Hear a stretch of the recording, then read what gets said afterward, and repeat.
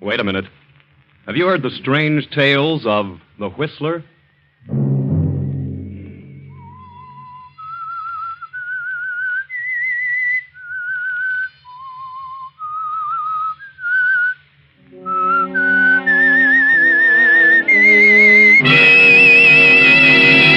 I'm the Whistler. I may be the district attorney, but if my son is guilty, he can pay the penalty like anyone else. I'll prosecute him. Then, Blake, I'll start on you. Sunday night, and again, CBS presents The Whistler.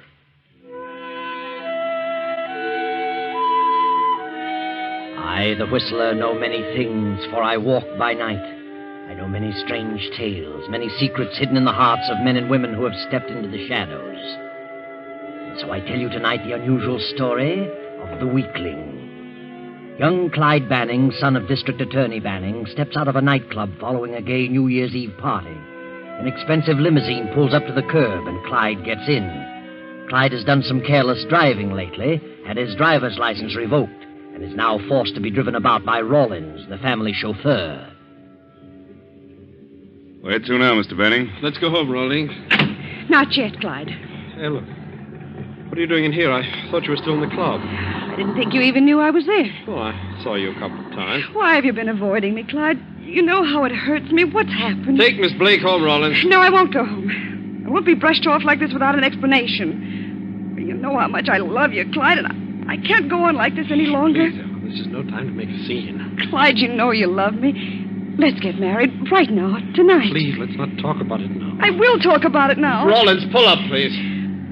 I won't get out, Clyde. I won't. I'll drive, Rawlins. You can take a cab home. You'll drive, but listen. Go on, here. Rawlins. I'll take Miss Blake home.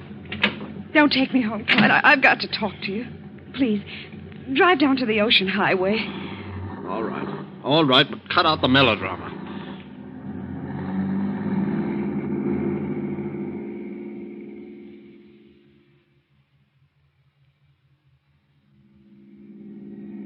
Why have you changed so, Clyde? Why can't we get married? You know as well as I. My father is district attorney, and he's out to crack that graft situation wide open. He knows who the big boss of the racket is, and he's going to get his scalp. Send him to the pen. But what's that to do with us? You know that Jim Blake is the big boss. Your own father. But we have our own lives to live. If I married you, Dad'd throw me out on my ear. What, of that we could get along? How? Your father won't have a dime when this is over. Besides, Dad is up for re-election. How would it look? DA's son marries convict's daughter. I thought you really loved me. Well, I've always liked you, Ellen, but it just won't work. It isn't fair to Dad. Then you don't want to marry me? I've told you how I feel about it. What a ridiculous fool I've been. Now, don't start that hysterical stuff I've again. hoped against hope that you weren't trying to get rid of me, but now I know. You're a low, spineless jellyfish. You didn't love me. You couldn't. Stop shouting. I won't stop. I wish everyone could hear me. Could know what a despicable rotter you are. Shut up! No, stop it, you little fool! Ellen! Good Lord! Ellen! Ellen! Oh, Lord. Her face. Ellen. Ellen, darling. I'd better get a doctor. Maybe she... No, shouldn't move her. Yes, that's it. Get help.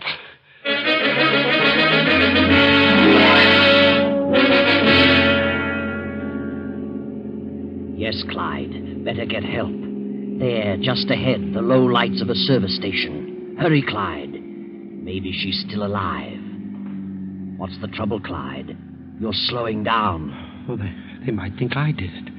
Think I pushed her out. She's dead. She must be. No one knows. Better drive on. You've passed it now, Clyde. You've really fixed things now. You should have stopped. Clyde's fear increases with every mile. He slips the car into the garage and hurries quietly to his room. But he doesn't sleep, not a wink. His head throbs, and with every thump of his heart, Ellen's words ring in his ears. Low, spineless jellyfish. Low, spineless jellyfish. Ellen, please, I didn't mean it. Forgive me, please.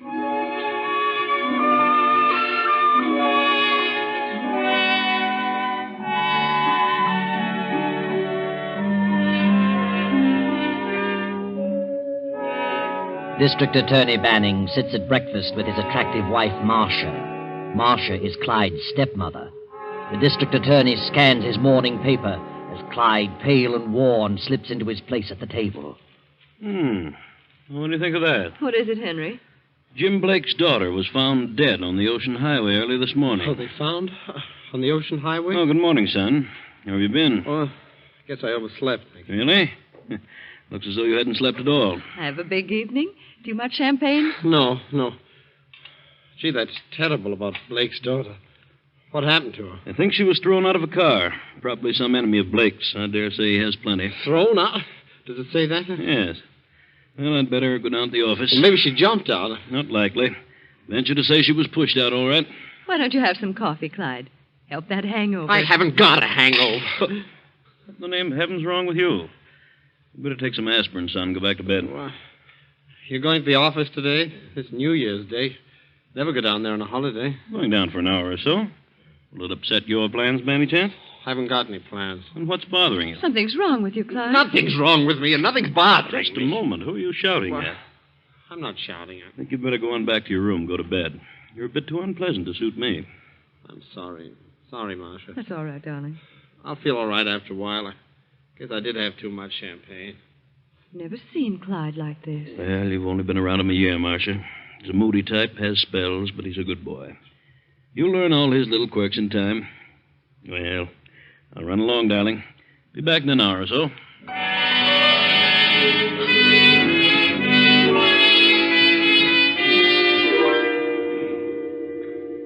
I beg your pardon, Mr. Clyde. Yes? What is it, Thompson? Rawlings, the chauffeur, would like to see you, sir. Oh, yes? All right, send him in.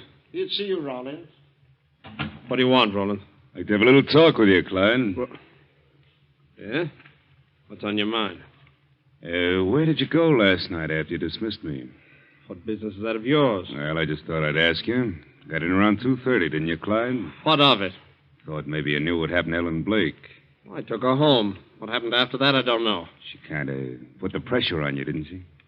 What do you mean? I heard her. Heard every word you both said. She said she was determined to get married. So what? Well, it wouldn't be so good for you if I was to tell about last night. No? Oh, you made a big mistake when you let me out of that car. If you let me drive her home, why, you might not be in this jam. Who said I was in a jam? I say so. What if you do tell what you know? That doesn't prove anything. Oh, I got better proof than that. What? Ellen Blake's handbag. I found it in the car this morning. Here it is. What? Her initials on it, some personal effects inside. Oh, yeah?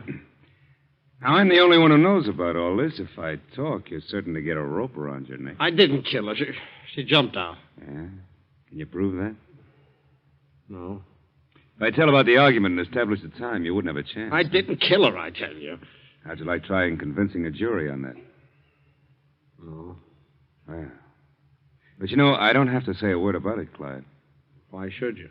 It all depends on you. What do you want? Oh, I could use a little money. How much? $2,000 or $3,000. What? Where would I get that much? You get a nice allowance every month. You're a dirty rat, Rawlins. I didn't like your looks when you came here 3 weeks ago. I thought you looked like a crook. I'll have you fired. I don't think you will. You can't afford to. Do I get the handbag? No, not until you pay off in full. Suppose I tell you to go to the devil. And you'll be in jail within an hour. I mean business. Okay. Okay, I'll pay as much as I can each month. I don't want to wait too long. I'll try to get it as soon as possible.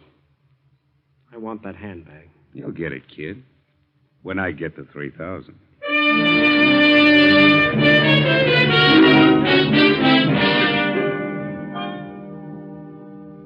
Good afternoon, madame. What do you mean coming into my room without knocking? And how is madame today? What do you want? I want to wish you a happy new year. Well, of all the nerve. You get out of here. Now, don't get excited. I thought you might like to talk to me. What do you mean? Well, I've got a little information that might be of interest to you. Information? What are you talking about? I'm talking about Clyde. What about him? Well, I was just wondering what would happen if your husband had to prosecute his own son for the murder of the daughter of the man he's out to break. Are you crazy? What do you mean? Clyde murdered Ellen Blake. Threw her out of the car. What? How do you know that? She was in love with Clyde. He was trying to shake her. I drove them away from a nightclub last evening. They had a very serious argument. And then he let me out and drove the car himself. That doesn't mean anything. Ellen Blake was killed about 1 a.m. Clyde came in about 2. Good heavens. This morning I found this handbag in the car. It's Ellen Blake's. If I were to tell what I know about it and produce his handbag, Clyde would have a rope placed around his neck by his own father. I doubt very much that the DA would ever be reelected. How could Clyde do such a thing? Well, he must have lost his head. She was pretty insistent. But you don't have to say anything about this. Oh, I wouldn't have to. If this came out, Henry would be ruined. That's just what I mean. Now, you wouldn't want that to happen, would you? No. And it's all up to you. Up to me? Yes, if I cover up a murder, it might affect my conscience. I might worry a lot. But my conscience might be sad. What do you want? Well, it ought to be worth about $3,000. Why, that's ridiculous. I have no such amount. Then get it. How could I explain what I wanted with $3,000? That's your worry, not mine, baby. Do you know what they can do to you for blackmail? Now, this isn't blackmail, honey. Oh, I'm not threatening to divulge someone's past.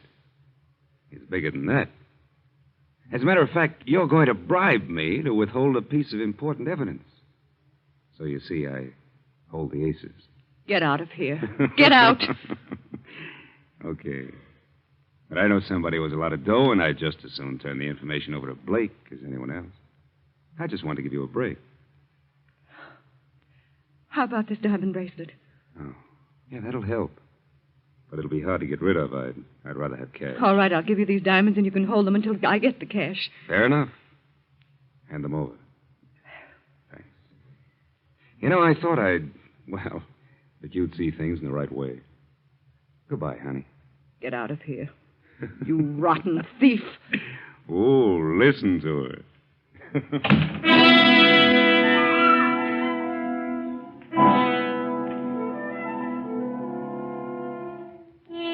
As the days pass, Clyde and Marcia are both turning over every cent they can get hold of to Rawlins. But the going is difficult, and Rawlins becomes more insistent. And one day, Clyde gets a message to visit the big boss, Jim Blake, Ellen's father. I was told you wanted to see me, Mr. Blake. Yeah. Sit down, kid. Thank you. Everything working out all right? What do you mean? You look a little worried, kid. I thought maybe something was disturbing your sleep. Oh, well, I've been having headaches. I think it's my eyes. Been seeing things, have you? In the dark? No, I haven't been seeing things. I don't know what you're getting at, but nothing's bothering me. Just when was it that you started meeting my daughter, Ellen? I don't know what you mean. Quit playing dumb. I found out about it today. Who told you such a thing? Does your father know about you and Ellen? I'll bet not. Now, look here. If you think you can stop Father in this investigation by trying to frame something on me, you're crazy. You can't get away with it. I'll spill the whole thing. Oh, you will? Yes, I will. You're a crook. When my father gets through with you, you'll be behind the bars for the rest of your life. When I'm put behind bars, kids, you'll be dangling from the end of a rope. What are you trying to accuse me of? The murder of my daughter. Murder? I didn't kill her. Can you prove that? There's no proof that I did. I've got a witness, kid, and he's ready to talk when I say the word. Witness? That's ridiculous.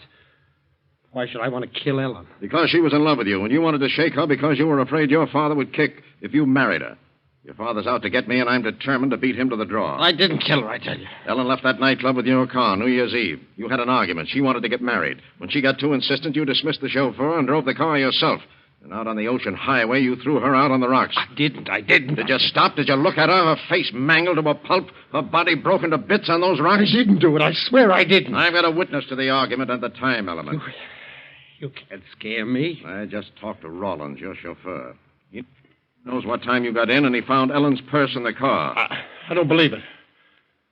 Where's the purse? Rawlins has it. He'll produce it when you get to trial, and your own father will have to prosecute you. Oh, I'll enjoy that. Too bad about that purse, kid. If you'd found the purse and Rawlins didn't know what he knows, you might have gotten away with it. But you're stuck now, stuck with Rawlins and the purse, and your own father will have to tie the rope around your neck. Rawlins is a liar. It'll hold in court. The jury will believe him. He's a dirty liar. I could kill him. Kill him? You wouldn't do that. Well, he isn't fit to live. Well, you won't either. But I'm going to give you a chance to keep out of the noose. I'll keep Rollins from talking if you get me a couple of letters. What letters? Your father has them. They have my signature on them. You can get them very easily. You get those papers, and I'll put the quietus on Rollins. They're addressed to the county supervisor. Your father intends to use them against me. I want them. Is that clear? Yeah. You get the papers, and we're both in the clear. Understand? Yeah, you understand. All right. I'll give you till tomorrow evening at 6 o'clock. You can go now. Yeah. Remember, 6 o'clock tomorrow night.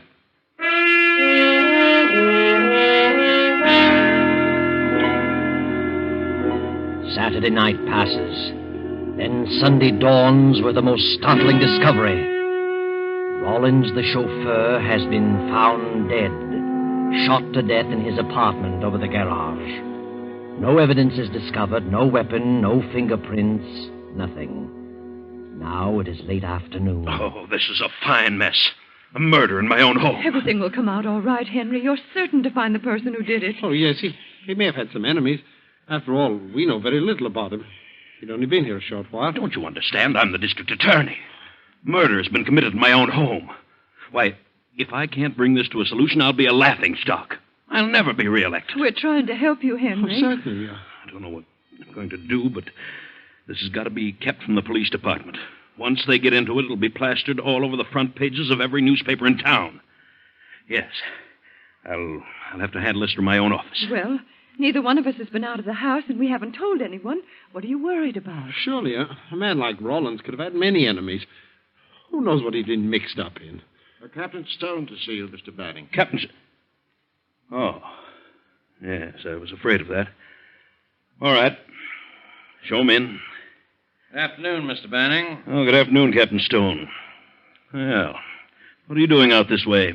We heard about your chauffeur. Really? And who told you? Oh, friend. Body hasn't been moved, has it? No, Inspector Stone, it hasn't. Still in the room over the garage. Well, come on, Skelton. Let's have a look. You don't mind, do you, Mr. Banning? Why, no. No, of course not. Well, thank you. We'll be back in a moment. All right. You know, I've got a strange feeling that Jim Blake knows something about this. Blake? Why do you think that? I don't know. He's just the type to think of something like this. Yes, a perfect setup for him. A murder in my own home. Nothing would please him better. Why would Blake resort to anything like this? Why? Because my dear Blake is in a tough spot. Yes. The more I think about it, the more right I think I am. Well, I'm going to have a talk with him. Well, I don't think Blake had anything to do with it. Really? What do you know about it? Well, nothing, Father. Then please allow me to handle this in my own way. Henry, why must you be so harsh? I'm sorry, Father. I think you should keep away from Blake. Why? I don't know. I just think you should. Yes. Well, when I want your opinion, son, I'll ask for it.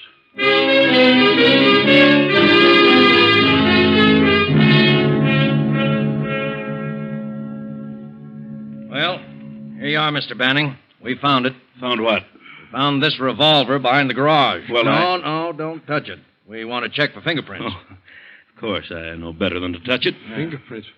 Maybe there are none on it. We'll check it just the same. Well, the killer would be a fool to leave his prints on the gun.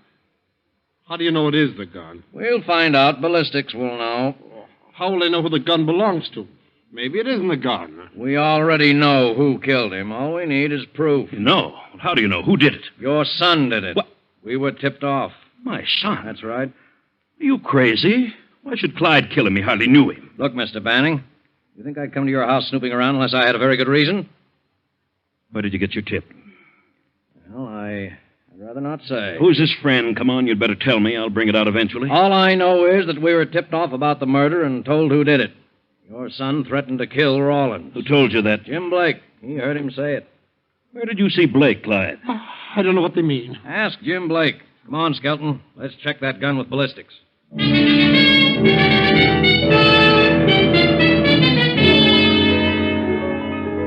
few hours later, Boss Jim Blake stands in the study facing the district attorney. There is a tense moment as each waits for the other to speak.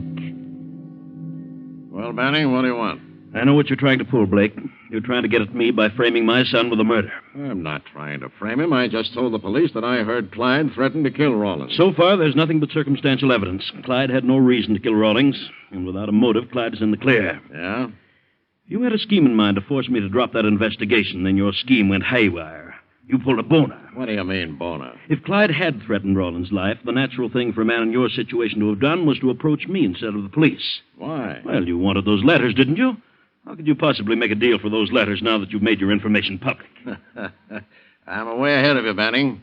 I'm not so dumb as all that. I'm still holding the aces. What aces? The ones I'll throw down for the letters. I think you're bluffing, Blake. I know why Clyde killed Rawlins. I can supply the motive. I'll admit that without the motive, he'd be in the clear. But if I spilled the motive, he'd crack in 5 minutes. I still think you're bluffing. I know you've got a cinch case against me with those letters. But with what I know, I've got a cinch case against your son that will send him to the gallows. Not only that, but if I do spill it, you wouldn't dare show your face in this town again. Sounds pretty gruesome. I can't imagine what it could possibly be. I'll say you can't. Clyde is really in it up to his neck. You really think he's guilty? Certainly, but whether he is or not, he had the motive.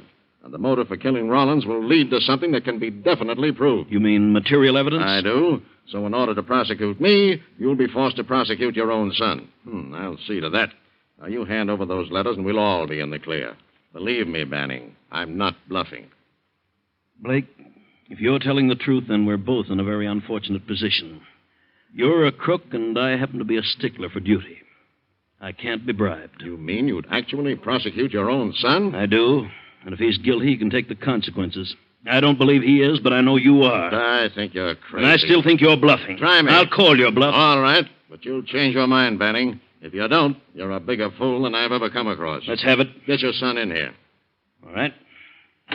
Marcia, bring Clyde in here. Yes, Henry. What a sap you are, Banning. Over a couple of punk letters. Duty. Lad of bourgeois. You want me, Father? Oh, you can come in too, Marcia. Yes, Henry. What are you doing here?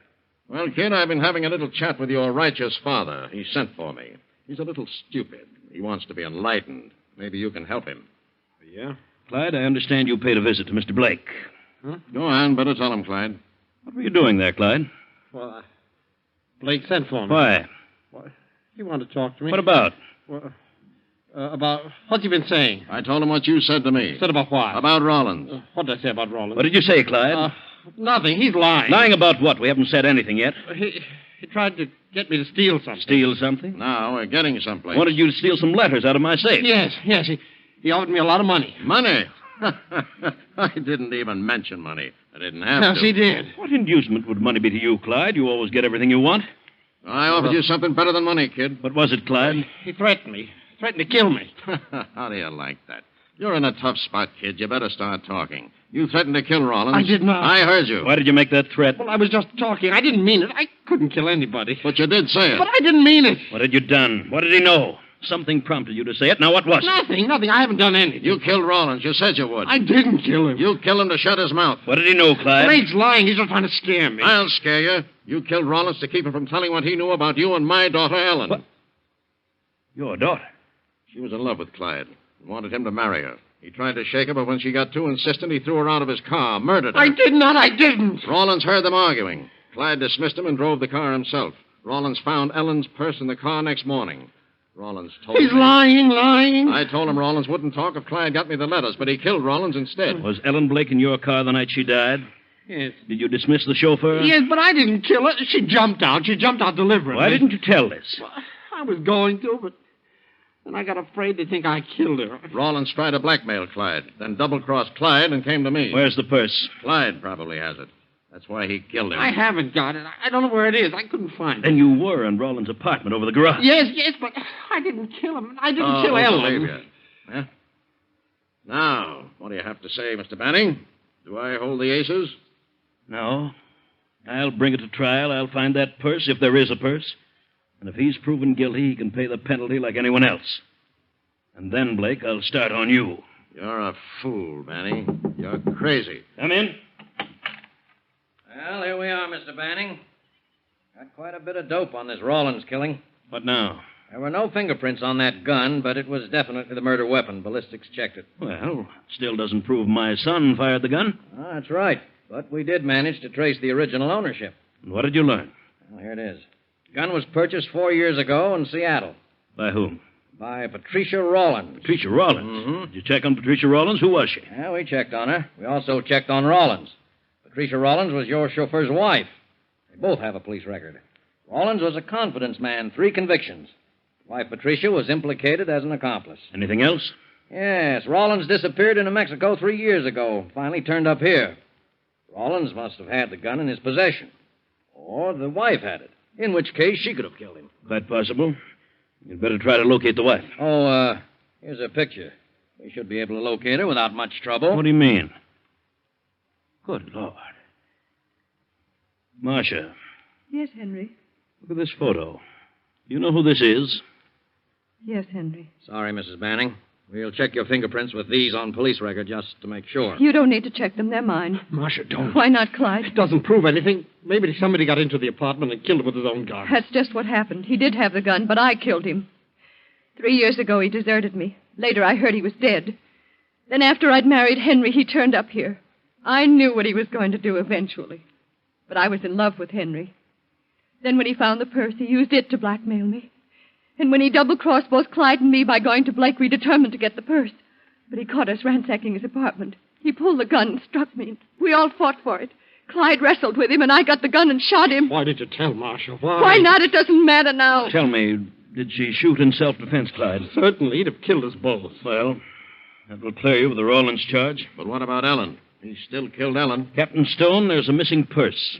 Ellen Blake's purse. I want it. You can start looking in Rawlins' apartment. I'm going through with this, Blake, regardless of the consequences. Take a look at him, Captain. A man who'd sacrifice his own son, his own life, for a couple of measly little letters. What a set. But District Attorney Banning, a determined man, goes through with his promise. The case against his son is in preparation. The day of the opening of the trial is set. Then the missing purse is found, and in it is a note to Clyde, written and signed by Ellen Blake. Go on, read it, Clyde. Dearest Clyde, I've tried every way to reach you. I know now that you've been avoiding me. I can't go on. I know your faults, but I love you. I can't help it. So I'm going to kill myself. I don't know how, but some way will present itself. Goodbye, Clyde. I hope you find the happiness I've been denied. I love you, Ellen. Well, there you are. Ellen Blake did jump from Clyde's car. And Clyde, even though he did seem a weakling, was able to fight when it came to a showdown. And Marcia, because of her great love for Banning, was willing to sacrifice everything for him. So Clyde is cleared, Marcia is acquitted, and Blake is sent to prison. And that is the end of a story which might have ended very tragically had it not been for the note in Ellen's purse. Very convenient, that note.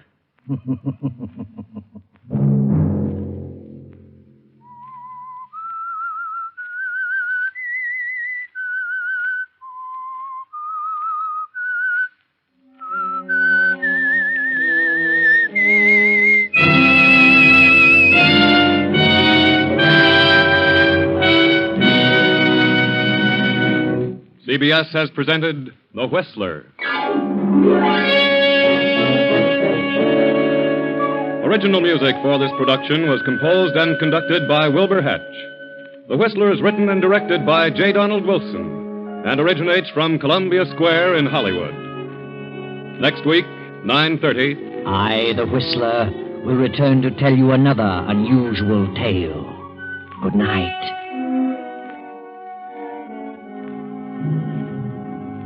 This is the Columbia Broadcasting System.